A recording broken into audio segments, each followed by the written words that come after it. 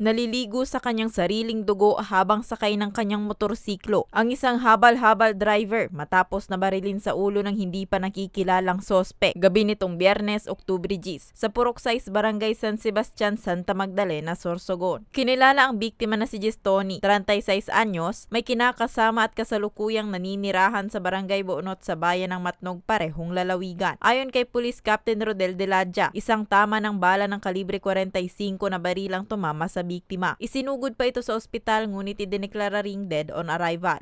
Inakala ng buong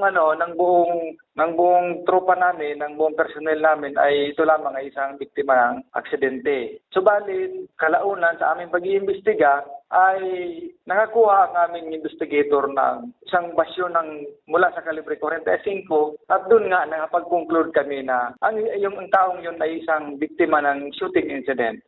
Bago ang pamamaril, naikwento pa umano ng biktima sa kanyang stepson na may natanggap siyang pambabanta. May mga may mga persons of interest na po kami. Subalit sa purposes po ng investigation ay hindi po namin maaaring sabihin po dito. At may mga anggulo din po kami tinitingnan. Hindi lang po isang anggulo ang tinitingnan namin.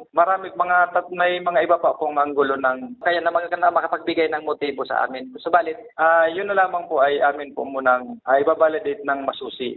Patuloy pa rin ang investigasyon ng pulisya sa kung ano ang motibo at kung sino ang nasa likod ng pamamaslang. Para sa mga balitang Tatak Bicol, Rose Bilista.